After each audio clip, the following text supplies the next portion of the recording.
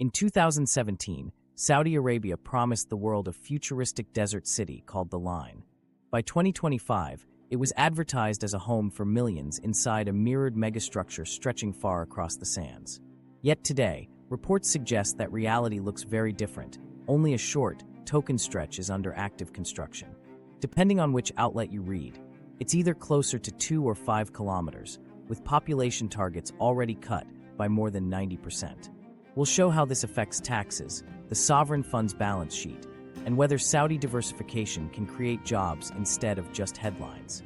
And to understand why the vision has shrunk so sharply, we first need to revisit the number that made The Line famous. From $500 billion dream to $XX billion reality. $500 billion. That was the headline when Saudi Arabia unveiled The Line as NEOM's flagship project. The figure was designed to shock, to grab attention, and to declare that this was no ordinary development. It wasn't another real estate scheme, but in the official telling, an entirely new model for urban life. A city pulled out of the desert in one continuous vertical wall, financed on a scale never before attempted. But as with many headline numbers, the $500 billion announcement was more promotional than literal. The underlying reality has always been harder to pin down, and the financial story looks very different a few years later. Industry analysts were skeptical from the beginning. Building cities is already among the most complicated and expensive undertakings on Earth. But no precedent came anywhere near the numbers being presented. Comparable megaprojects worldwide, rail networks, airports, even whole capitals, tend to register in the tens of billions, not in the hundreds of billions. The Line's figure was treated in the international press as a bold claim rather than a feasible budget line item. Independent experts noted from early on that the costs could easily escalate well beyond what had been declared. That skepticism was later reinforced by reporting on Saudi Arabia's own internal reviews. According to materials cited by the Wall Street Journal and other outlets, an internal audit suggested that the ultimate lifetime cost of NEOM could reach far higher than the original $500 billion. Some internal estimates even ran into the trillions, up to $8.8 trillion in the most extreme scenario, if everything envisioned were ever pursued. These were not public targets, but they underline how far the official branding number sat from what experts inside the project considered plausible risk. The $500 billion mark became less a financial plan than a global marketing tool, a way of setting the project apart by sheer scale. What has actually been committed looks far more modest. Reports and financial disclosures suggest that tens of billions have gone into NEOM's early phases, largely infrastructure, utilities, worker housing, and preparatory works. Some sources, including audits reviewed in international press, put the amount already allocated at over $50 billion. These numbers are still enormous compared to conventional projects, but they stand nowhere near the $500 billion that captured attention in 2017. The key point is that estimates vary, and none currently support the idea that the project is funded anywhere close to its advertised figure. Even within the Gulf, there are instructive comparisons. Qatar, for instance, spent roughly $200 billion on the build-out for the 2022 World Cup, a vast program that included stadiums, highways, airports, and wider urban infrastructure spread over years. Saudi Arabia's headline for The Line was set at more than double that. Yet today, what has actually moved forward inside NEOM is only a narrow tranche of financing. Billions spread across utilities, a regional airport, early structures, and partial progress on the initial portion of the line's construction. This gap between image and practice shows how crucial financing is to any megaproject. Oil revenues boosted the public coffers in recent years, but they remain unpredictable, and the state's capacity to funnel hundreds of billions into a single venture is constrained by other priorities. While Riyadh has courted international investors, outside capital has remained limited, partly because the project's feasibility is still untested. Those factors have forced a schedule of phased disbursements, funding released gradually, contracts awarded step by step, instead of anything resembling the implication that $500 billion had been banked for immediate use. It would be wrong to say the $500 billion projection was impossible. It was, however, heavily optimistic. Analysts pointed out the risks, and Saudi Arabia's own internal assessments backed that up in far stronger terms. The difference lies in how the numbers have functioned. Outside observers heard that $500 billion would create an inevitable futuristic city. Inside the spreadsheets, financial. Planners were modeling scenarios many times more expensive, warning of severe risk if oil prices weakened or costs spiraled. The discrepancy makes sense if one understands the first figure as theater for international audiences. On the ground, the pattern of activity reflects this more cautious approach. Workers in NEOM reside in modular accommodation camps. Funds have supported projects like utilities corridors, logistics roads, experimental facades, and showcase destinations elsewhere in the NEOM zone, including Red Sea tourism nodes. These are real works, funded by billions of dollars, but they are more evolutionary than revolutionary. They look closer to the staged budgets of other national developments than the runaway fantasy implied by early press conferences. In global perspective, that's the most telling sign. Qatar's $200 billion infrastructure overhaul produced visible, functioning assets across transport and sport. Spain's high-speed rail system, one of the most extensive in the world, cost on the order of $50 billion and took decades. China's major urban initiatives have similarly cost tens of billions each. Against these realities, the line's branded $500 billion was a clear outlier. And today, the actual expenditures show something more conventional. Expensive but not unprecedented, and certainly not boundless. The shift in numbers has also changed the perception of the project within Saudi Arabia. Citizens expected a moonshot financed by unmatched surpluses, but they see something more aligned with other state priority projects. Steady but constrained spending, tailored phases, and rising tensions around deficits in other areas of the budget. The narrative of unlimited capacity has given way to a more practical one. Limits do matter, and plans must conform to cash flow. In practice, the line's finances now look traditional. A sovereign wealth fund making controlled commitments, contracts tendered by stage, and ongoing appeals for co-investors abroad. Strip away the branding, and the mechanism is ordinary. Extraordinary only in what it was once promised to be. The initial figure remains alive in brochures and interviews, but in the balance sheets it has already dissolved. What emerges is a project that has not disappeared, but has been anchored in financial reality. Instead of $500 billion up front, the reality is tens of billions spread across early infrastructure and program costs. To critics, this is a retreat measured in hundreds of billions. To the government, it is still one of the largest active national investments on the planet. Both perspectives are accurate, depending on whether one looks at the marketing or the bank records. And this shift sets up the other half of the story. Because if the funding arc has bent downward into something modest and phased, what does that say about the physical city itself, its advertised footprint, and the version that is actually being built? The shrinking city. The original pitch was staggering. A single city drawn in a straight line across 170 kilometers of desert. Two mirrored walls rising taller than the Empire State Building, 200 meters across, enclosing vertical layers of residences, parks, schools, offices, and transport. This futuristic canyon was meant to concentrate 9 million residents inside one sleek, continuous strip. The effect in early videos was cinematic, a science fiction landscape where all the functions of urban life would be stacked into one endless corridor. That was the dream laid out to a global audience. By 2025, the reality is far smaller. Independent reporting and satellite images show active construction only on the initial modules of the project, not the full line. Bloomberg reported that visible steel, excavation, and foundations cluster around roughly 2.4 kilometers, while other outlets in NEOM's own references describe a central stretch closer to 5 kilometers under phased development. Whichever figure is taken, it is still a single-digit fraction of the 170 kilometers once promoted. At ground level, that means the distance is comparable not to a megacity, but to a business district footprint. The population numbers mirror this contraction. Saudi press releases still mention the figure of 9 million, but internal expectations have shifted to a fraction of that, perhaps hundreds of thousands over decades if growth unfolds in successive phases. In percentage terms, more than 95% of the promised urban scale is postponed beyond the medium term. This does not mean the project has been abandoned, only that official reviews have redefined what is realistic in the initial stages. Internal board assessments recognize the impossibility of immediate 170 kilometers development and reposition the line as a staged build, with near-term ambitions visibly reduced. Taking these adjustments together, the project has moved from grand redefinition of civilization to something closer to a concentrated urban cluster. Workers and machinery are on site. Towers are being framed, utilities corridors have been laid out, and some foundations are evident.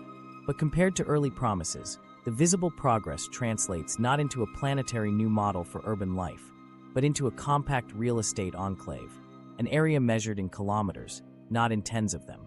The contrast is amplified by continuing reliance on promotional imagery. Marketing still shows glossy renders of a mirrored canyon tumbling endlessly across desert hills, with mass transit whizzing below and lush gardens spilling out of glass walls. Yet drones and satellite shots demonstrate a much narrower truth. Clusters of construction equipment, excavation trenches, and partial steel skeletons confined to a small segment of ground. To reconcile the imagined and the actual requires a suspension of disbelief. Observers note that such shrinkage is common in outsized developments. Large coastal reclamations, futuristic theme parks, or even new capitals are often scaled back dramatically once costs crystallize. For the line, the drop is sharper because the original numbers were so inflated. A wall said to run 170 kilometers today amounts to 2.4 to 5 kilometers of early work. Measured against initial claims, the downsizing lands somewhere between pragmatic construction management and unintentional parity. And yet the reduced footprint does still carry significance. A 2-kilometer spine can support rows of towers, a commercial strip, and some transport links suitable for thousands of residents and workers. A 5-kilometer tranche would allow even more. Enough space for a dense hub marketed to investors and wealthy residents. Seen through that lens, the project is still live, still staffed, and still absorbing billions of dollars. But it is no longer equivalent to New York or London packed sideways into the desert. It resembles instead a branded district for offices, luxury apartments, and infrastructure showcases. If the original renderings suggested something you could see from outer space, the scaled project is comparable to the size of a long boulevard in Dubai or a redeveloped central strip in an Asian capital. The satirical contrast between what was promised and what is underway is hard to ignore. What was pitched as civilization reimagined could now be walked end-to-end in less than an hour. The once sweeping line across Saudi Arabia is currently just a dash. Still, photos from the site show something tangible.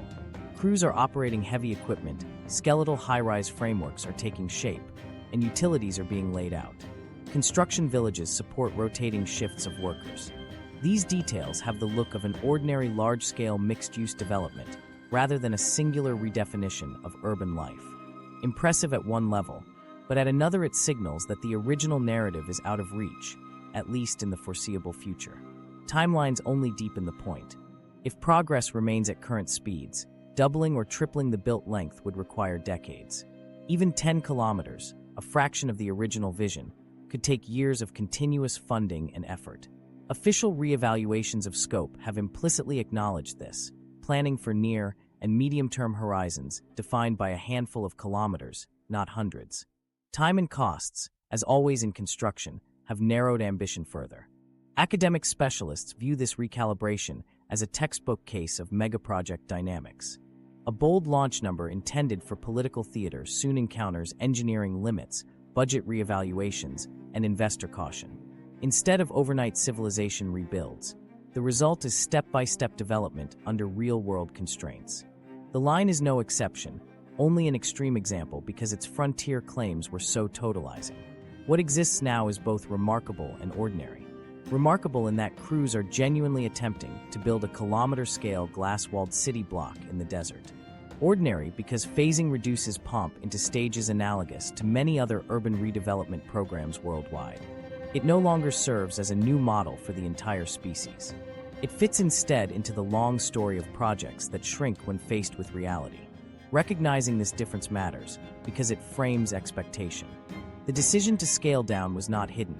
Project reviews and official adjustments have openly moved the line from 170 kilometers immediate build-out to concentrated modules. The breathtaking figures are still used, but in practice they serve as aspirational branding, while shorter tranches represent actual progress. Understanding that gap clarifies the present, without overstating collapse or pretending the grand design is still unfolding as first promised. What remains of the concept has fewer than 5 kilometers active, population figures cut to a small fraction, and horizons recalibrated to match budgets and feasibility. By isolating the scale that has been lost, observers can measure the remaining city against its initial theater. It now appears less like a planetary prototype and more like a controlled, government-backed experiment in high-density desert building. This leaves a central question about what quality is materializing within that cluster. Because when the line was announced, the features topping headlines were not only its immense scale, but its promise of technology beyond anything seen in a working city. Bold claims went far beyond glass walls and density. The true draw was supposed to be the science fiction elements that would distinguish life there. And those promises, too, now face their own comparison with what has been delivered. Technology promised versus delivered. When the line was first revealed, the technology on display resembled something from speculative fiction rather than functioning urban infrastructure. Saudi Arabia's launches showcased soaring images of jet-powered taxis whisking between mirrored towers, personal robot assistants trailing residents, and even the idea of an artificial moon hovering over the desert skies. Some presentations suggested glowing, illuminated sands, gene-editing clinics for citizens, and digital avatars woven into everyday life. According to reporting from the Wall Street Journal, many of these came not from binding engineering plans, but from consultant proposals and concept slides intended to impress audiences. They were conceptual showcase features, not detailed construction contracts. Still, these ideas were amplified in early press and became inseparable from the project's identity. What can actually be seen in 2025 is something entirely different. Where the official videos once pictured futuristic transit veering across glass walls, the ground today shows banks of cranes and excavators.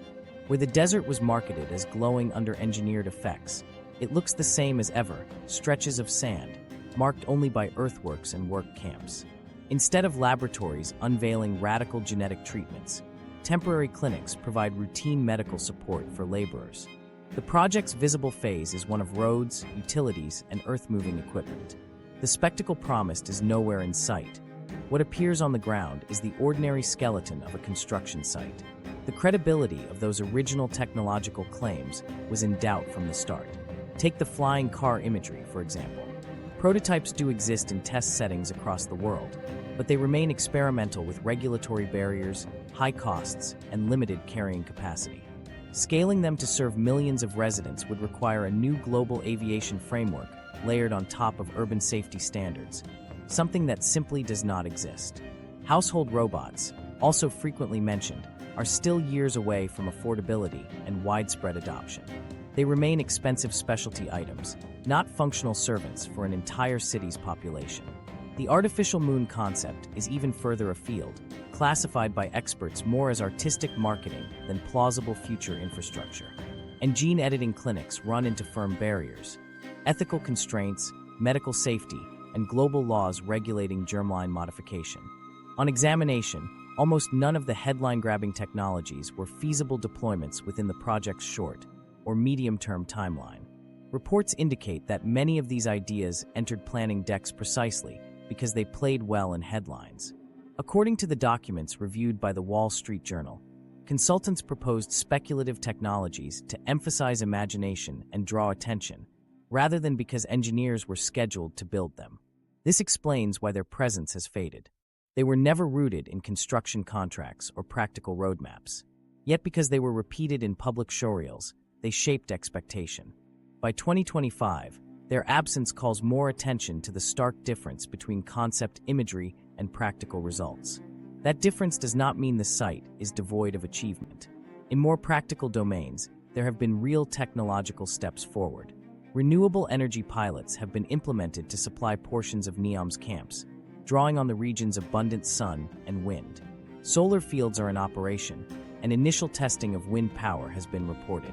These may be small compared to the sweeping green energy future illustrated in promotional material, but they indicate technical progress in areas directly aligned with Saudi Arabia's diversification goals.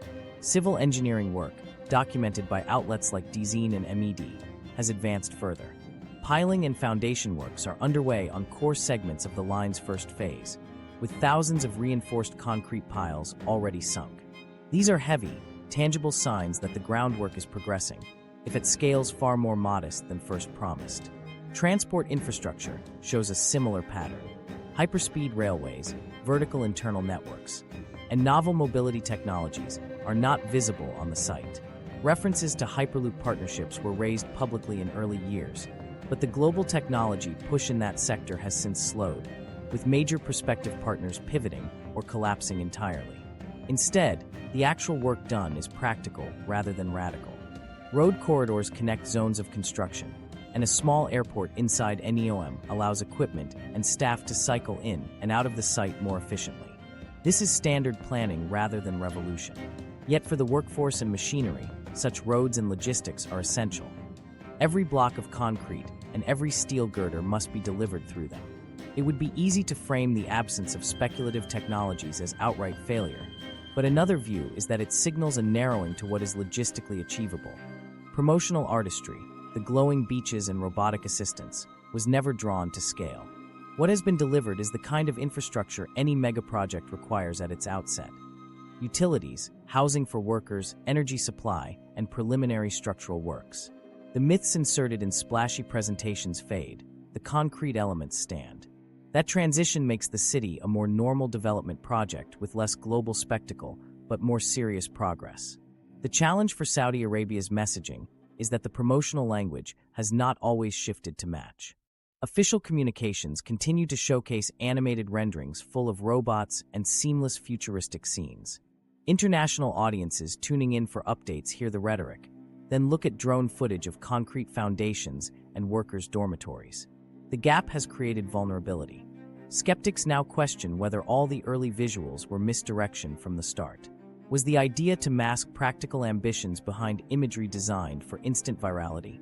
Or was it simply unchecked optimism in the planning decks later, carried into public statements? No clear answer has emerged, but the credibility impact persists. Even amid skepticism, the practical gains should not be dismissed. Renewable energy installations, modular worker housing, roadworks, airport access, and the piling of early foundations represent physical achievements that required billions of dollars and large international resources. They may look like the work of any industrial-scale development site, but they demonstrate at least that the line is being physically attempted. Compared with speculative artificial moons, this ground-level progress matters more to whether the region can function as a construction environment. If energy pilots and civil works prove stable, they lay a foundation for further stages. Put another way, NEOM today is less a science fiction prototype than a very ambitious business park wrapped in extraordinary publicity. The futuristic promises of flying taxis and genetic clinics lifted attention, but the substance visible in 2025 is infrastructure, utilities, and the first test cases of renewable supply. If judged by that narrower scope, progress exists, even if it falls short of the revolutionary branding. The disappointment remains clear to observers because the difference between expectation and delivery has rarely been so wide. The rhetoric suggested a reimagining of civilization. The reality resembles step one of any massive building program.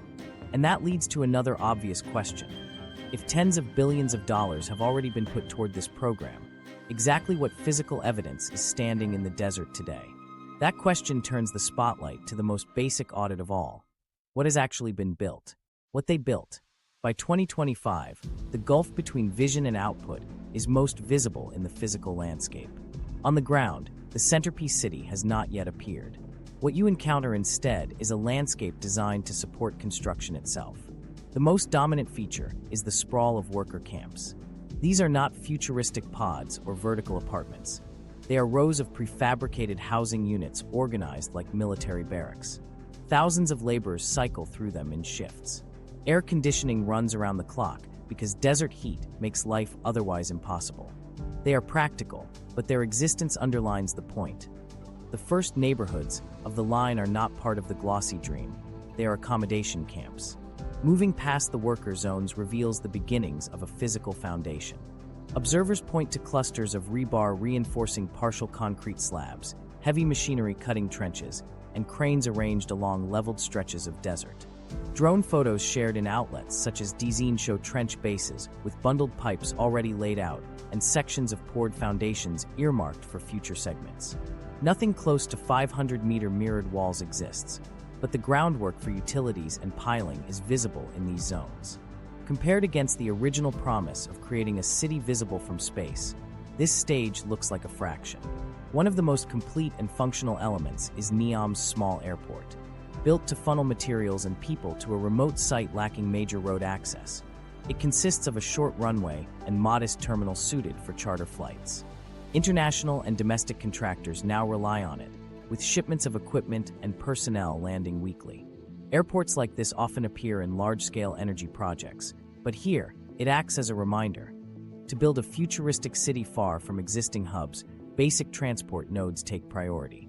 Alongside logistical infrastructure, a handful of demonstration villas have emerged. These are not residential estates for tens of thousands, but carefully curated model homes designed for investor tours and government presentations.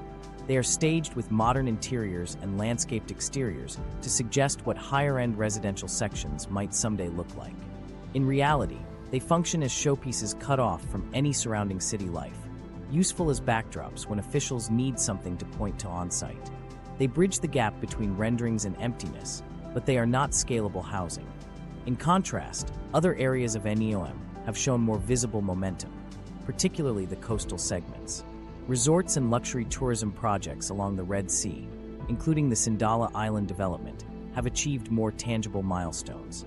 Hotels have risen, marinas are being prepared, and facilities are advancing at a pace far faster than the desert interior. These are easier to deliver because Gulf economies already have a template for high-end resort construction.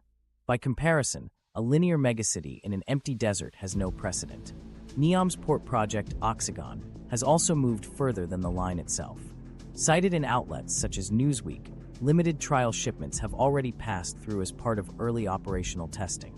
The port and its industrial facilities align with the kingdom's ambitions to establish a logistics and manufacturing hub, and these trial runs suggest that some subsections of NEOM are transitioning from concept to activity faster than the iconic mirrored city. In practice, Oxagon looks more like a traditional infrastructure project, a port, warehouses, and logistics corridors, than speculative city building. Seen together, practical outputs so far include worker accommodation, concrete foundations, trench works, a functioning airstrip, demonstration villas, progress on coastal resorts, and initial port activity. What is absent are the vertical city structures the marketing continues to display. The deliverables are infrastructure and staging platforms, rather than neighborhoods designed for millions. This has clear consequences for perception. When billions of dollars are tied up, audiences expect visible skyscrapers and housing blocks, not utilitarian dormitories and logistical airfields. Contrast this with official promotional reels. Their imagery remains fixed on sweeping canyons of glass rising above lush greenery, sleek underground transit, and public squares pulsing with density. International media coverage frequently features these renders because they are visually striking. But independent drone footage circulating online highlights instead the square plots of dirt formations, equipment yards, and roads leading between worker camps. When these images are placed side by side, the contrast is unavoidable. This tension leads to a polarized interpretation. On one hand, the project is real. Crews are on site, cranes are active, and billions have left financial balance sheets to produce tangible outcomes. Airports and ports exist. A number of pilots are functional, from solar energy fields to trial shipments. On the other hand, those outcomes are modest compared to original promises. None of them look like what global headlines in 2017 described. They are pieces of preparation, staging grounds for hypotheticals. If progress is measured in kilometers of constructed wall or population capacity, the results approach zero. If measured by infrastructure and enabling assets, they are significant. Worker housing holds thousands. The airstrip connects the region to domestic hubs. Villas serve promotional needs. Resorts on the coast are nearing use. And Oxagon has moved trial cargo. Practical, but limited to functions that set the stage rather than deliver the city itself. This leaves the line in a space between symbolism and construction. It is not unbuilt. Multiple billions have produced concrete, facilities, and functioning logistics, but neither has it achieved transformation into a new urban form. At present, its most reliable outputs are the environments that support building, not the built environment that was promised. Drone operators who have flown over the area do not return with shimmering walls gleaming above the desert. They document tracks carved into sand, earth mounds, foundations, and scattered steel frames. What has emerged is a project best understood as groundwork. Roads, airports, camps, and ports are all genuine and costly. They will matter if future expansions materialize. But judged against the ambition of instantly producing a dense city of 9 million people, they fall short. It is these conditions, the framing rather than the final product, that billions of dollars have created so far. And this matters beyond the construction site. Every airstrip poured, every prefabricated camp shipped, and every trial vessel at the port translates into expenditure. These costs accumulate into the financial spine of NEOM. The structures visible in the desert are not only engineered assets, they are also accounting entries, evidence of the fiscal burden already carried. And that sets the stage for the next layer of the story: how these choices weigh on the institutions funding the project and the resources of the state, the financial whole. At the center of the funding story is the Saudi Public Investment Fund, the PIF. This sovereign wealth fund is the driving engine behind Vision 2030, designed to steer Saudi Arabia away from its long dependence on oil revenues and into a diversified economy built on tourism, industry, entertainment, and showcase projects like The Line. In public messaging, the PIF is often portrayed as a bottomless financial resource. In practice, it is large but not unlimited. Its assets under management are widely reported to sit between $900 and $940 billion. Estimates around $925 billion are most frequently cited. That is an extraordinary sum by global standards, but not infinite when weighed against the scale of Saudi Arabia's domestic commitments. Adding to this pressure, internal audits leaked to outlets like the Wall Street Journal suggested that NEOM's true lifetime cost could, in the most extreme scenarios, stretch far beyond the original headline. The reports included estimates reaching up to $8.8 trillion over decades if the entirety of NEOM's long-term vision were pursued. These were not firm budgets, but they underscore how precarious the financial assumptions behind the line really are. This financial fragility has become visible in more concrete ways. Reuters reported in 2024 that the PIF booked an $8 billion write-down in its annual report tied specifically to valuations of its gigaproject investments. While this does not indicate insolvency, it highlights how Saudi authorities themselves are recalibrating the expected returns of these ventures. In plain terms, the government already recognizes that the balance sheet value of NEOM and similar projects is less than was once claimed. It is an admission that valuations are softening under escalating costs, slow progress, and investor skepticism. Another source of strain comes from oil price volatility. Even with PIF's diversified holdings, the sovereign's strength ultimately rests on energy exports. 1 year of elevated crude prices brings windfalls, but a price slip immediately squeezes fiscal capacity. Regular state spending on salaries, subsidies, and infrastructure claims the lion's share of government income before a single rial is funneled into Vision 2030. That leaves NEOM as a discretionary cost competing against a wide array of obligations. When oil prices falter, projects slow. When prices rise, spending resumes. The line is tethered directly to commodity cycles rather than to a locked-in billion-dollar trust. Compounding that cyclicality is the performance of PIF's overseas bets. The fund has become known for pouring tens of billions into marquee investments in global technology and startups. Some of those stakes have performed well, but others have suffered sharp losses. Early enthusiasm for ambitious tech or mobility firms has cooled, eroding portions of the fund's paper wealth. Each loss chips away at the capital base that was supposed to underwrite megadevelopments. The combined picture is not collapse, but inconsistency. Saudi Arabia cannot maintain spectacle scale, spending without borrowing or retrenching elsewhere when global markets shift against its portfolio. That lead-in brings us to debt. The rapid expansion of NEOM and its sister projects has seen Saudi Arabia turn to international bond markets more assertively. Sovereign and PIF-linked issuances have grown, attracting capital from global investors and raising cash to keep the building schedule moving. From one perspective, this is ordinary. States sell bonds to finance infrastructure the world over. But in the Saudi context, it undermines the narrative of bottomless liquidity. Bond sales and credit facilities import creditor oversight, introduce debt service obligations, and increase exposure to rating agencies' judgments. The higher the borrowing, the greater the attention from analysts questioning repayment prospects should oil revenues dip again. For a country branding itself as uniquely wealthy, the reliance on international debt markets presents reputational tension. For citizens, the fiscal adjustment has appeared in more direct form. One of the most dramatic domestic measures was the government's decision in 2020 to raise the value-added tax from 5% to 15%. Some commentators quickly nicknamed it the NEOM tax. That connection, while rhetorical rather than literal, captured a public mood. A sense that ambitious national projects were indirectly shaping personal costs at the checkout counter. It's important to be precise here. Saudi Arabia did not officially announce the tax raise as a specific funding channel for construction. Instead, it was part of wider fiscal consolidation at a time of volatile oil revenues. Still, for households unused to taxation, the symbolism was powerful. Every grocery bill, every electronics purchase, carried a higher charge linked in popular discourse to extravagant developments in the desert. The presence of the VAT increase made Vision 2030 tangible for ordinary Saudis in their daily budgets. These policies and adjustments make clear that NEOM is not a project confined to glossy renders. It is an active financial weight shaping real fiscal decisions.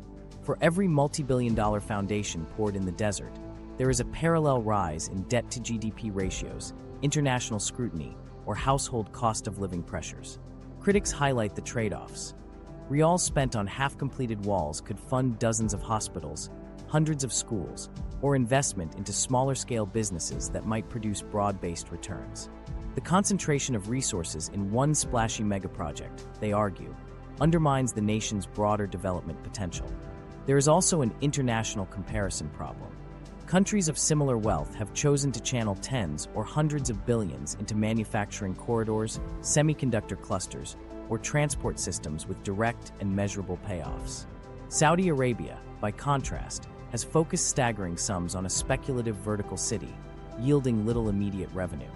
That divergence raises questions from external partners and investors about priorities, efficiency, and long-term sustainability. In practice, it risks leaving Saudi Arabia behind in other diversification races, even as it seeks to leap forward through spectacle. Within the kingdom, the political economy dimension is increasingly felt. Taxpayers and residents see spiking costs in their household budgets and hear explanations styled in the language of national ambition. The connection is unavoidable. Elevated taxation, rising debt exposure, and reduced domestic investments in smaller initiatives make NEOM feel less like an inspirational symbol and more like an ongoing obligation. A city that might never host most of its funders, ordinary Saudi citizens, has become part of their everyday expense. To acknowledge these pressures is not to declare fiscal crisis. Saudi Arabia remains well-resourced compared with many states, with high levels of foreign reserves and continued energy revenues. Insolvency is not on the table. What matters is resource allocation. A sovereign wealth fund may hold close to $1 trillion, but only a small portion is liquid, free, and available for unending construction. Oil profits that finance today's megaprojects may not persist at current levels as global energy transitions take hold. Bond markets can provide additional fuel, but at the expense of higher obligations later. Citizens can be asked to contribute through taxation, but that too requires political trade-offs.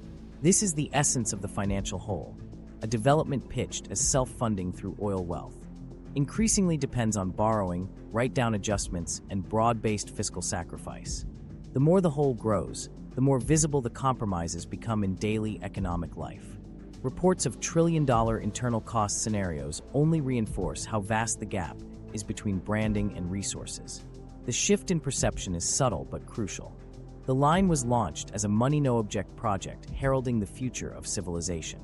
By 2025, it is understood within Saudi Arabia and abroad as one more line item constraining fiscal flexibility and altering household economics.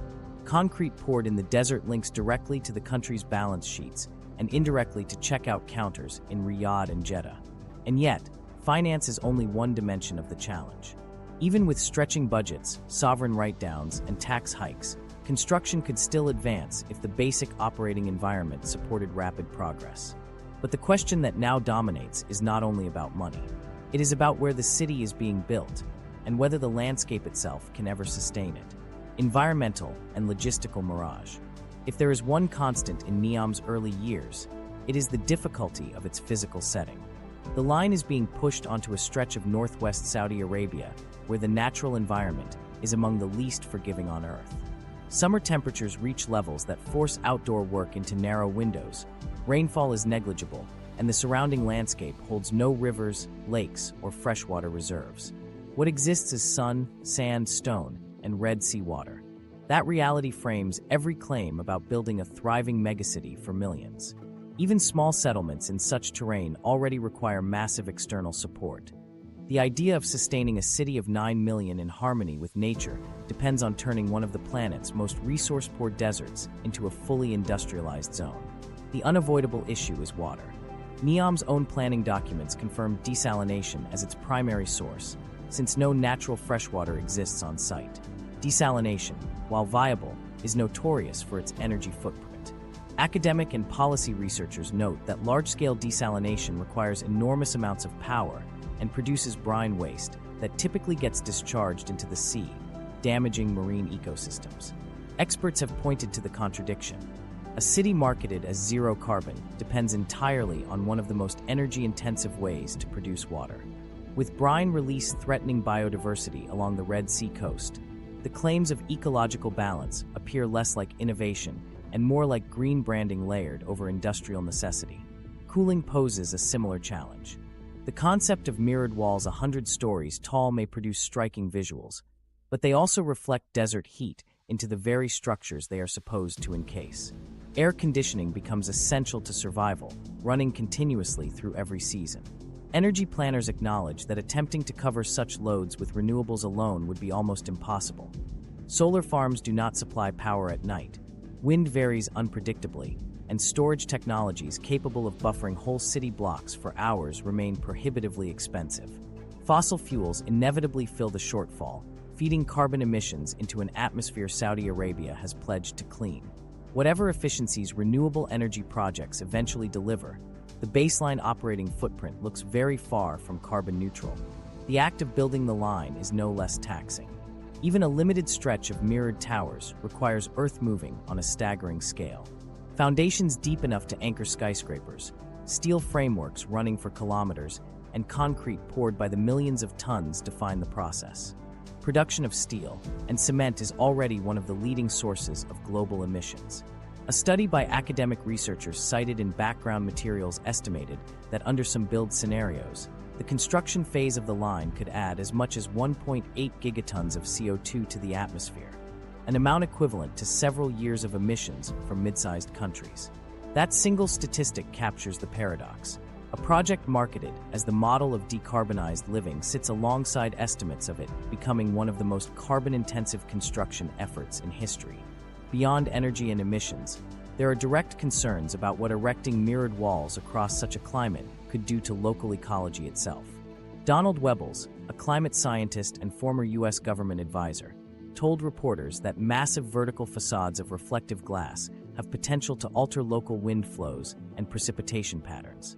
He stressed this was a risk to be studied, not a guaranteed outcome, but the point underlines how unprecedented the line is. Scaling up materials rarely attempted before could change microclimates in ways no one has modeled. His warning frames the broader issue. What might look futuristic in rendered videos could produce destabilizing environmental feedbacks when transposed onto real terrain. The contradictions extend into branding. Pledges of sustainability play well in investor decks. Visualizations showing residents living in perfect alliance with desert nature circulate globally.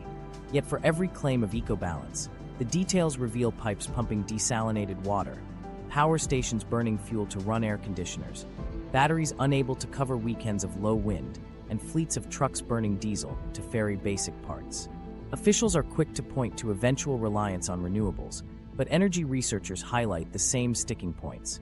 Storage, transmission, and maintenance of high-tech plants in burning deserts still present costs and risks far beyond the promotional materials. Supply logistics compound the problem. NEOM's remote site means nearly every material is imported: cement, steel, glass, wiring, machinery. None is sourced directly in useful volume from the desert itself. Delivering these requires expanded ports, highways, and airports before building even starts, each carrying its own carbon shadow. Truck convoys now run across the sand daily, consuming fuel at every stage. By the time a steel frame section is bolted in place, its environmental burden has already been accumulated across smelting, shipping, storage, and hauling. The line, pitched as a city without emissions, is being forged through logistical pathways saturated with them. The environmental strain is not only abstract. Even barren desert ecosystems host fragile life: goats, migratory birds, desert plants. Excavation disrupts habitats through land clearance and noise, while desalination threatens marine life through brine discharges. Ironically, the same Red Sea coastline being marketed for luxury resorts under the broader NEOM brand could bear the ecological cost of industrial water sourcing, selling a future eco-reserve while discharging concentrated salt brine into it captures the contradictions clearly. Examples outside the line's walls reinforce the gap. NEOM's Trojena district was chosen to host the 2029 Asian Winter Games, an event requiring ski slopes in a desert climate. Reporters seized on the absurdity: snowmaking in one of the hottest regions on Earth. To outsiders, it exemplified the mismatch between ambition and environment. Producing artificial snow at desert elevations would require prodigious water and electricity, running directly against Saudi Arabia's sustainability messaging. Whether or not Trojena delivers, the choice highlighted the unreconciled tension between marketing a green future and staging environmentally costly spectacles. Saudi Arabia's climate commitments only sharpen this contradiction. Officials have pledged carbon neutrality by mid-century, tying NEOM to the narrative of model sustainable growth. Yet the site already houses air-conditioned worker camps, fleets of tankers, and power-hungry desalination plants that emit carbon daily. Bulldozers carve through mountains of soil while drones film the progress, producing some of the heaviest carbon expenditures of any active project on Earth. Analysts caution that even if future decades allow partial offset through renewables, the initial emissions baseline is locked in. By the time any neutral future arrives, the carbon frontload may have already canceled its symbolic gains. On-site conditions bring the story full circle. Projects do not operate as idyllic sanctuaries, they operate as large industrial camps. Workers live in prefabricated units running air conditioning full-time. Trucks cycle across deserts importing food and fuel. Tankers refill reservoirs from desalination output. It is not an ecological laboratory. It is a logistical hub forcing human survival into a setting where basic climate pressures overwhelm every design. Viewing the desert skyline, one sees not harmony with nature, but vast earthworks, a mirage of environmental rhetoric supported by heavy machinery and fuel depots. By 2025, the outcome is stark.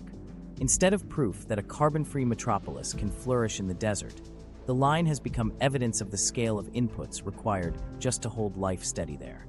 Academic warnings about emissions, expert alerts about climate effects, and real construction data all point to the same theme.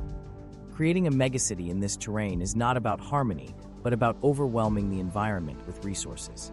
Whatever sustainable operations may follow decades from now, the launch phase is one of the most carbon-costly projects ever attempted. That makes the phrase environmental and logistical mirage not a metaphor, but a direct description of present reality. And NEOM's contradictions are not unique.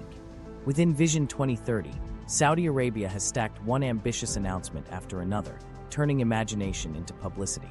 The question is not whether the line faces unusual obstacles, it does, but whether its struggles illustrate a wider pattern across the grand ventures now reshaping the kingdom's image. Comparison to other Vision 2030 megaprojects. Saudi Arabia has positioned Vision 2030 as a national transformation driven by megaprojects, each designed to announce a new image to the world. These developments were meant to be more than construction. They were symbols of a country modernizing at breakneck speed, rebranded as a hub for tourism, entertainment, and global spectacle. The line may have captured the most headlines, but it is only one part of a much wider portfolio. Alongside it sits the Red Sea Tourism Initiative, a network of luxury hotels, marinas, and island resorts pitched to wealthy international visitors. There is also Qiddiya, planned as a vast entertainment hub with stadiums, theme parks, and cultural venues positioned as Riyadh's answer to Orlando or Tokyo. Supplementing these are smaller, recurring ventures. Entertainment districts in major cities, sporting events with global contracts, and luxury eco-retreats. Together, They were intended to be the backbone of Vision 2030's diversification promise. Scratch the surface, however, and a pattern emerges.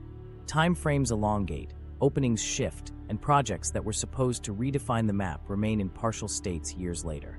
Qiddiya, announced with striking visuals of theme park castles and cultural zones, is today still more construction site than operational destination. A racing circuit attracts attention, but much of the grand vision exists only as artist renderings. The Red Sea resorts, originally promised as fully functional luxury enclaves by the mid-2020s, show scattered activity. A few hotels are nearing opening, while most islands remain bare of actual development. Only one segment, Sindala, pitched as an exclusive island resort, has reached operational status. Backed by NEOM's developers, it opened in 2024, becoming the first tangible example of a Vision 2030 mega-resort to receive high-end tourists. The contrast to the wider Red Sea program is telling. One real launch amid a much slower rollout of the rest of the portfolio. The stop-start rhythm of these projects fits a longer Saudi precedent. Nearly 2 decades ago, King Abdullah Economic City, KEC, was unveiled as a new urban center on the Red Sea coast, projected to eventually house 2 million people. Billions were invested. Today, KEC is built, but scaled far short of its promise. The actual population is closer to a fraction of 100,000. Office parks and industrial facilities exist, but not the thriving metropolis once advertised. KEC stands as an early example of how Saudi Arabia's bold-scale projections often meet far smaller outcomes, despite heavy initial spending. Industrial parks, hotels, and a port were achieved, but the hype of a megacity equivalent to Dubai never arrived. This repetition is not unique to Saudi Arabia. Across the region, governments have sought prestige through bold construction promises. Dubai's sprawl of malls, towers, and reclaimed islands set the template for spectacle-driven growth. Qatar hosted the World Cup with a concentrated burst of stadium infrastructure, many of which face uncertain uses now that the event is over. Abu Dhabi and Kuwait have filled skylines with symbolic towers or cultural institutions meant to secure placemaking prestige rather than functional necessity. Oman and Bahrain launched luxury tourism districts that underperformed expectations. As a research paper from the Baker Institute observed, the Gulf model has often relied on ambitious branding first, followed by pragmatic reprioritization, once costs and timelines become inescapable. Vision 2030 has steadily followed this trajectory. For Saudi Arabia, that means its projects tend to crowd the early narrative with boldness, while later stages involve stretching timelines and downsizing ambitions. The line fits this mold exactly. Like its siblings, it was announced grandly, framed as an innovation to remake human civilization. But the details of its actual construction fall broadly in line with Qiddiya's slowed assembly or the partial realization of the Red Sea resorts. None are singular departures from regional precedent. They represent a continuation of the spectacle-driven model, colored by globally circulated renderings, then reshaped as budget realities sink in. The repetitions are visible in delivery style. Qiddiya promised to rival Disney and Universal, but its timeline has shifted by years. The Red Sea Islands leaned heavily on the language of untouched eco-paradise, but by 2025, only one island hosts luxury tourists. The line was meant to be 170 kilometers, but is concentrated into just a few active kilometers of steel and concrete foundations. Set beside each other, the common denominator isn't radical delivery, but scaling down. Each produces meaningful projects, but far smaller than the launch branding implied. This matters beyond academic comparisons. Investors and taxpayers alike read the headlines, internalize the visual branding, and often assume delivery is imminent. When reality lags, enthusiasm cools and funding becomes harder to secure. NEOM's construction shows in raw form what the Baker Institute and other analysts have flagged. Saudi Arabia's megaprojects may not disappear, but they are consistently rescoped. They shift from moonshot to manageable, from civilization-sized ambition to corporate-scale complexes. The cost of oversell is not just embarrassment, it risks eroding trust. International partners hesitate to commit. Domestic citizens view announcements with skepticism. The next headline may grab global attention, but each unfinished landmark reduces credibility. This cycle also underscores why Vision 2030's megaprojects are often described as a theater of ambition rather than a strict economic program. They are used quite openly as political symbols. Domestically, they provide citizens with images of gleaming futures, reinforcing a message of national modernity and progress without waiting on real completion. Internationally, they project power and intent. Saudi planners know that visuals of futuristic mirrored walls or experimental luxury resorts will circulate more broadly than budget adjustments tucked into financial filings. But the heavy reliance on spectacle carries consequences. When completion lags too visibly behind promise, it risks looking like a mirage. The irony is that some of the smaller or more modest Vision 2030 projects have moved further toward concrete outcomes. Sindala's opening is evidence that niche, contained developments can be delivered in timeframe, attracting real tourism revenue. Likewise, isolated Red Sea resorts nearing readiness signal progress. They may lack the size and drama of the line, but they bring credibility. In the same way, KEC, scaled back though it is, still left behind a functioning economic zone rather than an abandoned patch of desert. Those grounded wins suggest a lesson unheeded. Projects that limit scope show measurable returns, while those pitched as world-changing struggle under their own branding weight. Placed side by side, the line no longer appears as a one-off departure. It is emblematic of Vision 2030's central contradiction. These projects accumulate international attention in their early promises, then reappear years later as half-delivered assets surrounded by slow construction zones. The result is an economy dotted with fragments of ambition. Qiddiya as a motorsport track awaiting its theme parks, the Red Sea Islands as partially active resorts, and the line as a narrow cluster of foundations pitched as step one of a new civilization. From the outside, this looks like overextension. From within, it appears as a calculated performance of progress through spectacle.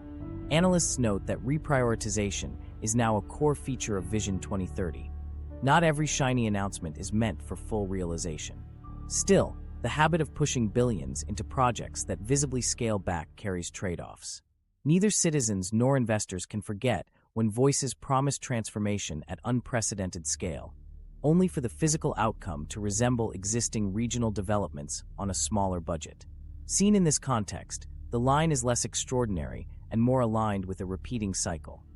Announce a globally unique promise, begin visible works, recalibrate downward, and continue public messaging as if scope had not shifted.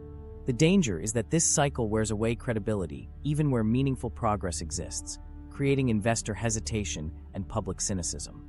Over time, the pattern itself becomes the story. Not whether a tower was built, but whether bold claims can ever be believed on their own terms. These patterns matter because trust determines funding. Taxpayers adjust to higher household costs when they connect their bills to megaproject spending. Investors assign risk ratings to sovereign bonds when projects appear slow or unrealistic. Citizens and external stakeholders respond not just to construction, but to the decisions behind it. For Vision 2030, the cost of spectacle is now measured in delayed timelines and emerging doubt. The more announcements outrun delivery, the sharper the strain on both finances and credibility. The visual clash still resonates. A nation dotted with half-opened resorts, amusement complexes that exist in fragments, and mirrored foundations stretching only kilometers instead of hundreds. But what grabs global imagination has always begun not in hard hats or control rooms, but in rooms with polished slides and high-paying clients. The next step in understanding why so many of these visions end in partial delivery is to look at the stage where they are first invented.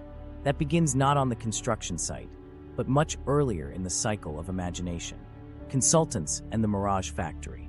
If you look closely at where the line's most fantastical ideas originated, you don't find engineers or construction managers. You find consultant presentations, slide decks full of futuristic imagery and speculative concepts pitched by some of the world's largest advisory firms. According to reporting by the Wall Street Journal, thousands of pages produced by firms like BCG, McKinsey, and Oliver Wyman contained proposals for flying cars, artificial moons, and robotic assistants. These weren't detailed design documents. They were imaginative concepts intended to persuade leaders with bold visions of what the future could look like. In short, consultants helped shape NEOM's public identity not by producing engineering blueprints, but by selling spectacle. The structure of this system explains how those ideas took hold. Consulting contracts are often paid up front, well before actual construction begins.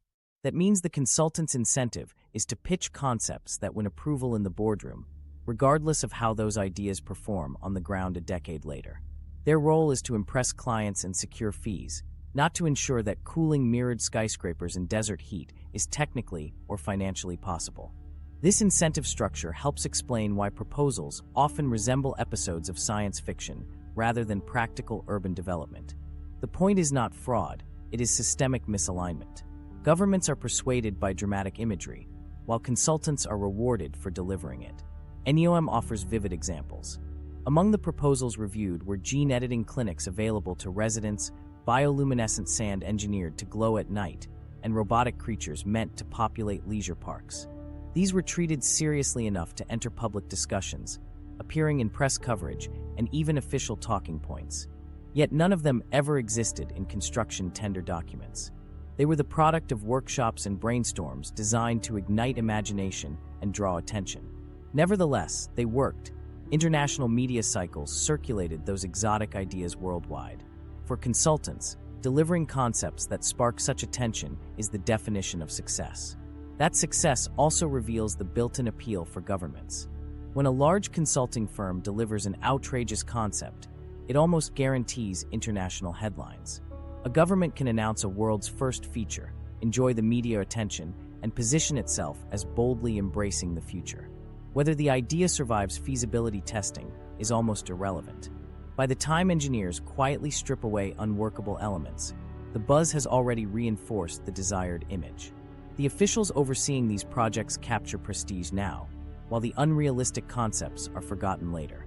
In this way, consultants and clients participate in a cycle of imagery, where spectacle itself is the product. Some of these ideas bordered on parody when later revisited in daylight. Reports noted glowing beaches lit up for tourists, or mechanized dinosaurs imagined walking through public plazas as futuristic attractions. Almost no one expected those visions to reach construction drawings, but in the moment they served political and symbolic purposes. They made presentations memorable, and they linked national ambition with a dazzling future only the boldest countries seemed willing to attempt. Within these contexts, turning down an imaginative proposal could even feel risky. No official wanted to be the one to dismiss an idea too quickly. Better to let it float into a press release, where it delivered value even if later discarded. The Wall Street Journal's document review illustrates how structured this became. Consultant packages mixed engineering-sounding proposals with outlandish futuristic elements. They positioned these as part vision, part feasibility, but the emphasis was always on presenting cutting-edge ambition. The consultants were not obliged to live with the consequences of building mirrored megastructures in desert climates. Their work ended when the presentation ended. From there, governments and contractors bore responsibility. This explains how NEOM accumulated a reputation for wild claims alongside thin evidence of progress. Much of its identity was born in consultant meeting rooms, not construction yards. The larger pattern is consistent with how many megaprojects of this kind evolve. Outsourced planning becomes the primary driver of headlines. Governments hire foreign firms to supply an aura of innovation, and in return they receive concepts packaged for international attention. These efforts are lucrative for the consultants, who collect multi-million-dollar fees. They are politically useful for government leaders, who can stand on stage and announce futuristic projects to the world. But the underlying incentives lean toward exaggeration. Feasibility matters less than publicity, because publicity is what pays. Once contractors and engineers step in, the gaps become obvious. Builders need materials lists, safety calculations, and approved technologies. None of those align with glowing sands or artificial celestial bodies. These elements quietly fall away, replaced by concrete, steel, and conventional utilities. The public rarely hears about these adjustments. Promotional videos continue using imagery produced years before, long after the consultants have cashed their checks and moved on to other clients. The glossy world of speculative designs remains circulating online, even as actual worksites look far more ordinary. Criticism of this model has grown, particularly regarding NEOM. The debate is not just about whether ideas like robot assistants were unrealistic, but about how much dependence on outside consultants shaped the project itself. Reports cited in international media noted the scale of consulting fees paid out, with billions spent across multiple firms to shepherd Vision 2030 push projects. This reliance has sparked controversy inside the kingdom and among observers abroad. Some see it as necessary expertise for a government eager to transform quickly. Others argue it fosters unrealistic assumptions and locks the state into costly contracts without sufficient practicality. The documented controversy illustrates that reliance on consultants is not neutral. It shapes outcomes in significant ways. That reliance has also introduced questions of accountability. When spectacular concepts dominate early headlines, who bears responsibility when those ideas later collapse under feasibility reviews? The consultants can claim their role was only to inspire discussion. Officials can say their ambition required challenging conventional thinking. But between them, the cycle leaves taxpayers and investors with inflated expectations and incomplete projects. The system rewards spectacle without requiring delivery. The critique, then, is not that consultants monetize fantasy deliberately, but that incentives across both sides combine to encourage exaggeration. By 2025, this cycle has left a clear imprint on NEOM. The most high-profile promises, artificial moons, futuristic pets, radical biotech, were never going to emerge as real components of a desert city. Yet they shaped global impressions for years, precisely because that was their function. They reflected a system in which consultants were hired to supply dramatic images, governments welcomed them for their symbolic benefits, and feasibility was left to later phases. To outsiders watching today, the contrast between imaginative slides and modest construction equipment could not be sharper. The lesson is that consulting-driven visions create reputational momentum early, but leave structural gaps later. Clients gain political capital in the short term, but risk credibility once scaled-back outcomes become visible. For NEOM, this has been particularly pronounced. The Mirage factory, that produced spectacular renders, gave the project global attention, but also invited skepticism once it became clear those visions were never meant to be literal. Today, that skepticism shapes how people interpret not only the project, but the broader trajectory of Saudi Arabia's ambitions. And this skepticism matters. The spectacle delivered headlines in the short term, but it also set expectations that reality cannot match. Now, those expectations collide with visible progress on the ground, creating questions about feasibility, credibility, and return on investment. The costs of those questions will not fall on consultants.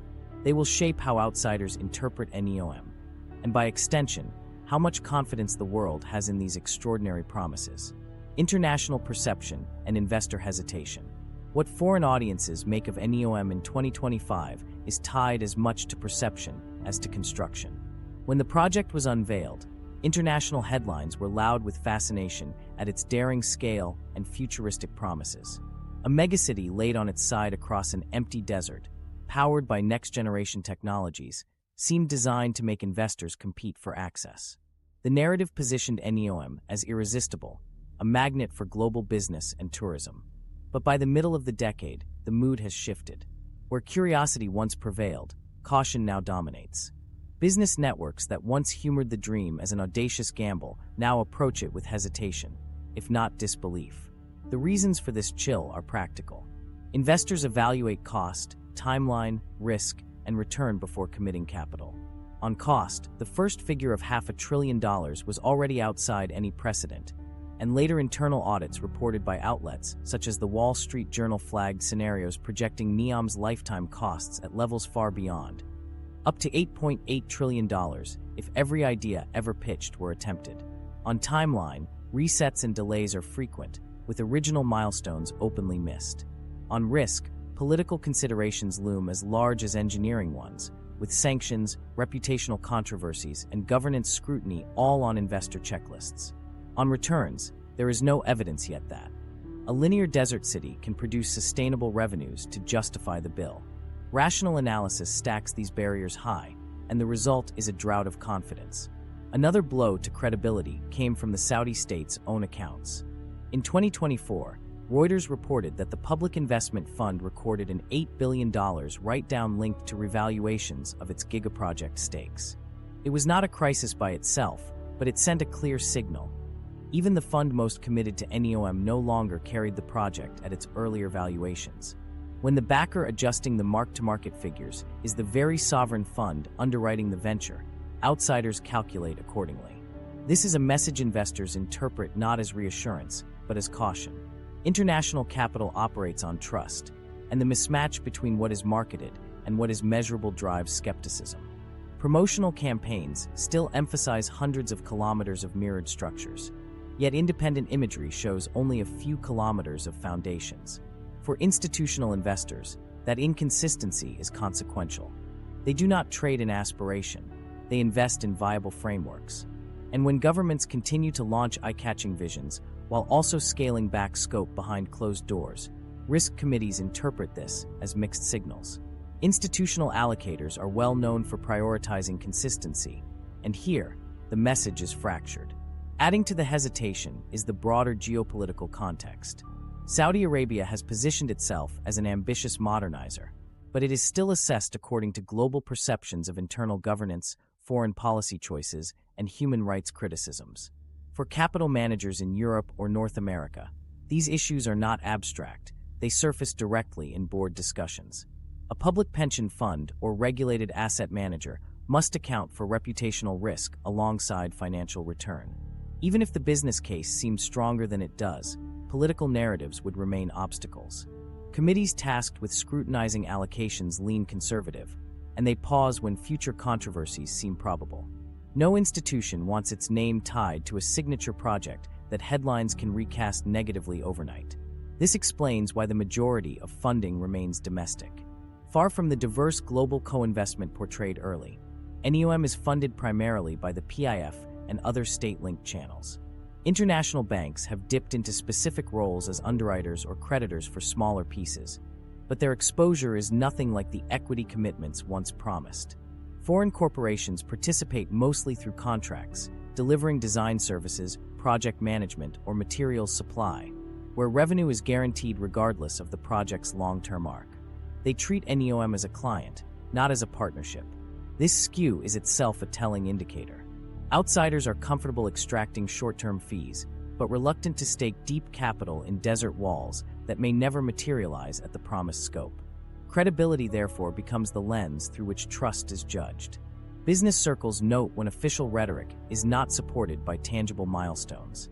In NEOM's case, figures of tens of kilometers by 2025 have been contrasted with visible works spanning only a few kilometers. This is not seen as incremental underdelivery, but as a structural credibility gap. Investors ask, if the polishing of announcements is this far separate from site reality, how can projections about economic returns be relied upon? It raises doubts not just about the project, but about partnerships around it. Such sentiment discourages inflows, leaving the state to carry the heavy load alone. For early outside firms, involvement became more about branding than risk. Architectural visionaries and consulting firms could tout their association in portfolios while billing generous fees. Construction groups could record contracts without tying their own balance sheets to the outcome. But actual investors, the pension managers, equity houses, and institutional allocators expected at launch, have remained reluctant. To them, too much of NEOM still resembles advertising. Each reminder of speculative features, from glowing sands to robotic creatures, strengthens the instinct to treat the project as spectacle rather than substance. Those instincts matter because perception itself is capital. Across finance, investor judgment relies not only on spreadsheets, but on signals of seriousness. When announcements bear the imprint of exaggeration, hesitation grows. If you were an institutional investor reading audits projecting trillions in cost, noting write-downs from the lead sovereign fund, and comparing glossy visions with drone photos of empty slabs, would you attach your portfolio's money to it? Most allocation committees would conclude otherwise. They require clearer evidence of commercial return, stronger governance, and steady credibility. Until then, they stay cautious. The irony is that the line was conceived as a beacon to draw foreign capital inward. It was presented as the symbol that Saudi Arabia reaches out to the world. But in practice, it circulates resources within the kingdom itself, with the world watching from the sidelines. International partners engage at arm's length, extracting contracts but withholding ownership stakes. That reversal, from expected global buy-in to local insularity, reveals as much about investor perception as about the project itself. Foreign audiences today tend to file the line under the category of interesting but unconvincing. Rather than aligning it with examples such as Singapore's successful transformation or Dubai's profitable free zones, they discuss it alongside unfinished spectacles whose ambitions were never matched with financial sense. Once skepticism takes hold in institutional circles, it is hard to unwind. Stereotypes of unfinished grandeur harden, and credibility begins to erode not only for the project, but for the vision attached to it. This perception shift may linger long after construction progresses further. International hesitation is shaped not only by what exists, but by the gap between what was announced and what is delivered. That gap has already been defined, and the cost of narrowing it grows higher the longer it persists. Confidence, once damaged, is not easily repaired. The crucial issue now is that such hesitation does not just affect external investment flows. It reverberates inside the kingdom, reshaping the way its own ambitions are interpreted. The line's reliance on state funding while outsiders withhold capital is not just a financial inconvenience. It becomes a political and economic statement. What was supposed to symbolize accessibility to global partners now signals near total dependence on domestic reserves. That shift frames the next question. Beyond the costs and contracts, what does the scaling back of this experiment reveal for the kingdom's broader path forward? What the scaling back means for Saudi Arabia. The line's cutback is more than a local construction adjustment. It carries national and international implications that extend into Saudi Arabia's broader economic path. At face value, some might dismiss it as one more ambitious but incomplete megaproject, no different from other half-finished towers or scaled-down cities scattered across the Gulf region. Yet because the line was designed to be the flagship of Vision 2030, its reduction undermines not just a single development, but the wider credibility of Saudi Arabia's diversification strategy. Saudi Arabia's current economic model still depends heavily on oil. Petroleum exports generate most state revenue, underwriting public salaries, subsidies, and sovereign funds. This worked when oil demand was on a reliable upward climb. But by 2025, global energy markets look different. Growth in oil consumption has slowed, electric vehicles are eating into transport demand, and major economies are committing to renewables and alternative fuels. Even if oil remains valuable for decades, it is moving away from being the uncontested backbone of global energy. Saudi planners know this, which is why Vision 2030 emerged to diversify the economy. NEOM, and the line most of all, was supposed to offer proof that investments from oil wealth were being converted into tangible, future-oriented industries. The scaling back punctures that message. If the showcase project of diversification shrinks from a promised city housing 9 million to a handful of kilometers with far smaller populations, investors and analysts doubt whether the overall strategy is realistic. The flagship was chosen to demonstrate momentum. Instead, its contraction risks confirming skepticism. Observers now wonder, if the hallmark of Vision 2030 cannot deliver, what about the lesser projects? Will tourism hubs, industrial initiatives, or regulatory reforms truly deliver sustainable outcomes, or will they shrink behind ambitious announcements just the same? Credibility gaps cut in multiple directions. Citizens see them daily. They are asked to adjust to new fiscal realities, higher taxes, and reduced subsidies in the name of building a gleaming future. Yet visible progress remains confined to worker camps, concrete shells, and promotional renderings. International backers view the smaller scope and feel reinforced in withholding capital. In both cases, the gap between presentation and delivery erodes trust. There is also the cost of choosing this priority. Oil revenues, while large, are not infinite. Committing tens of billions to NEOM means less for other possible programs: education, workforce training, small business support, or long-term infrastructure beyond marquee projects. Economists call this the opportunity cost. Every rial spent propping up the line could have gone into broader investments with less risk and steadier returns. When a project underdelivers but dominates resources, diversification looks more like theatrical spectacle than structural strategy. That is why scaling back the line matters so deeply. It was not just another project in the portfolio. It was the showcase. As the crown jewel of Vision 2030, it was intended to signal not simply ambition, but credibility. Its retreat tells a very different story, one of necessary backtracking and unfulfilled promises. For a government that tied national identity to this grand transformation, each kilometer unbuilt signals that the broader trajectory is less certain than the marketing suggested. the timing amplifies the symbolism. Around the globe, countries are scrambling to define their roles in the emerging green economy. Some are focusing on battery technology and renewable manufacturing, others on advanced services or biotech. Saudi Arabia faces the core question of transforming an oil-founded state into something richer and more resilient. The shortfall of the line does not end that ambition, but it dents confidence. It raises the unresolved issue of whether the economic transition is genuinely underway, or if imagery has so far obscured slow practical change. Supporters might point out that there is logic in scaling down. If the choice is between chasing an impossible 170-kilometer megastructure or consolidating around a smaller, functional community, then realism has imposed itself correctly. Better a working district than endless resource drainage toward a fantasy. But even such practical pivots cannot erase the symbolic contradiction. Saudi leaders pitched the project as a civilization-shaping experiment. Their population and the world watched animations of a dazzling futuristic wall housing millions.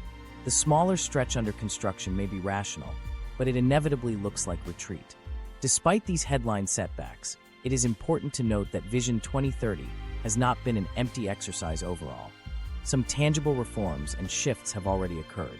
Female labor force participation has increased significantly compared to pre-2016 levels, reflecting one of the vision's key socioeconomic targets. Non-oil revenues have risen as well, bolstered by new taxes and state initiatives. Reports reviewed by the Baker Institute highlight these as measurable successes. They demonstrate that under the sweeping imagery, progress in policy and economics does exist. What scaling back the line threatens is not the disappearance of reform altogether, but the tarnishing of the flagship narrative that was meant to symbolize it. Where the impact feels personal is in household economics. Most Saudis still remember 2020, when the government increased value-added tax from 5% to 15%. Officials presented it as part of broader fiscal reforms at a time of volatile oil revenues, but critics quickly labeled it the NEOM tax. The shorthand reflected the belief that household costs were rising while megaprojects drained budgets. Importantly, the hike was never officially tied directly to NEOM. It was designed to strengthen overall public finances. Yet the symbolism stuck. For everyday citizens, the connection between visionary projects and their grocery bills is unavoidable. If the line underdelivers after such sacrifices, the sense of imbalance deepens. For the domestic economy, this exposes tension. Diversification requires investment, but if concentrated on spectacle, it risks public frustration when payoffs are unclear. Ordinary Saudis do not inhabit press releases. They feel diversification through their monthly budgets. Increased VAT, reduced subsidies, and slower public sector handouts change lifestyles today, even while the gains from megaprojects remain speculative. Political legitimacy, therefore, ties directly to whether citizens feel their sacrifices deliver substance. Investors see a similar tension on a macro scale. Heavy spending on high-visibility projects crowds out less glamorous but vital sectors like SMEs, manufacturing, or regulatory streamlining. Massive borrowing through bond issuances already draws analyst attention. Each new round of debt adds obligations that may tighten public finances later. Every sovereign adjustment or write-down of project values, like those reported for the PIF, signals stress. Analysts are not convinced when the showcase project's own numbers are qualified by internal audits projecting trillions of potential costs. Such details reinforce the impression of overreach.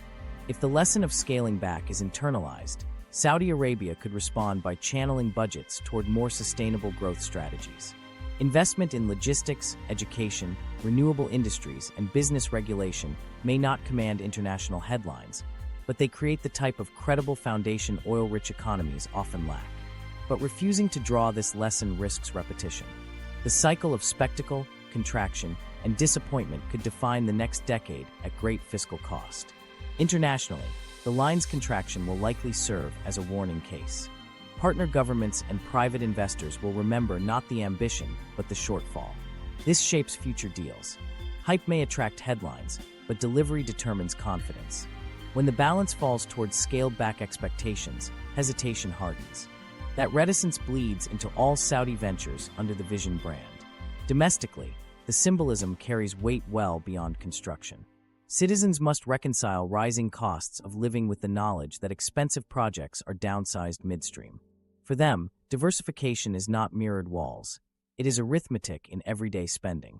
A scaled-back line underscores this disconnect. If large sacrifices bring only smaller versions of promised futures, patience wears thin. By 2025, the line's shrinkage highlights a fundamental truth. Diversification cannot be built on spectacle alone.